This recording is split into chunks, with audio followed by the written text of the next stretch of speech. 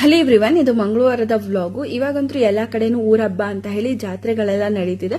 ಅದೇ ತರನೇ ನಮ್ಮೂರಲ್ಲೂ ಕೂಡ ಅಂಬ್ಲಿ ಹಬ್ಬ ಅಂತ ಹೇಳಿ ಪ್ರತಿ ವರ್ಷ ಅಂದ್ರೆ ಮೇ ಟೈಮ್ ಅಲ್ಲಿ ಮಾಡ್ತಾರೆ.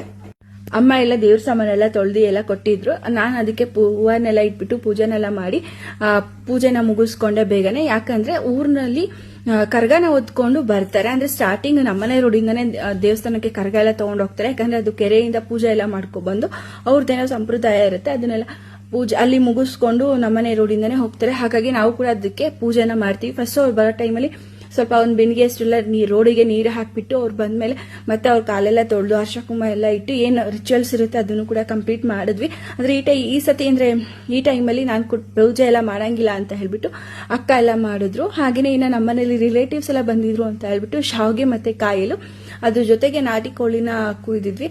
ಅದ್ರದ್ದು ಸಾಂಬಾರೆಲ್ಲ ಮಾಡಿ ಚೆನ್ನಾಗಿತ್ತು. ಹಾಗೆ ಮಕ್ಕಳು ಕೂಡ ತುಂಬಾನೇ ಎಂಜಾಯ್ ಮಾಡಿದ್ರು ಒಂದು 4-5 ದಿನ. ಹಾಗೆ ಇನ್ನು ಶಾವಿಗೆ ಮಾಡ್ತಿದ್ರೆ ಅವರು ಕೂಡ ಬಂದು ನಾನ್ ಮಾಡ್ತೀನಿ ಅಂತ ಹೇಳ್ಬಿಟ್ಟು ಫುಲ್ಲು ಲೈನಿಗೆ ಕುತ್ಕೊಂಡ್ಬಿಟ್ಟಿದ್ದಾರೆ. ನಾನೊಂದ್ಸತಿ ಮುಂದೆ ಆ ಥರ ಎಲ್ಲ ಹೇಳ್ಕೊಂಡು ಅವ್ರದ್ದೇ ಒಂದು ಲೋಕದಲ್ಲಿ ಅವರೇ ಮುಳುಗಿದ್ರು. ಚೆನ್ನಾಗಿತ್ತು. ಒಂದು 4-5 ದಿನ ತುಂಬಾ ಚೆನ್ನಾಗಿ ಎಂಜಾಯ್ ಮಾಡಿದ್ರು ಮಕ್ಕಳೆಲ್ಲ. ಹಾಗೆ ಸಂಜೆ ಸುಮ್ಮನೆ ನಾವೆಲ್ಲರೂ ಕೂಡ ಮಳೆ ಎಲ್ಲ ಬರ್ತಿತ್ತು ಅಂತ ಹೇಳ್ಬಿಟ್ಟು ಕಿಮ್ಮನೆ ರೆಸಾರ್ಟ್ ಹತ್ರ ಹೋಗಿದ್ವಿ. ವ್ಯೂಸ್ ಎಲ್ಲ ಚೆನ್ನಾಗಿರುತ್ತೆ ನೋಡೋದಿಕ್ಕೆ ಅಂತ ಹೇಳ್ಬಿಟ್ಟು. ಹಾಗೆ ಅಲ್ಲಿ ನವಿಲ್ಗಳು ತುಂಬಾ ಇರುತ್ತೆ ಅಂತ ಹೇಳಿ ಹೇಳಿದ್ರು ನನ್ನ ಹಸ್ಬೆಂಡ್.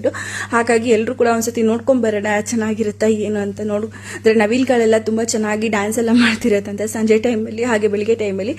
ಅದಕ್ಕೆ ಅಂತ ಹೇಳಿ ಹೋಗಿದ್ವಿ. ಹಾಗೆ ಇದ್ರದ್ದು ಕಂಪ್ಲೀಟ್ ವಿಡಿಯೋನ ನಾನು ಯೂಟ್ಯೂಬಲ್ಲಿ ಅಪ್ಲೋಡ್ ಮಾಡ್ತೀನಿ. ಹಾಗೆ ಇದಾಗಿತ್ತು ಇವತ್ತಿನ vlog. Thank you. See next vlog.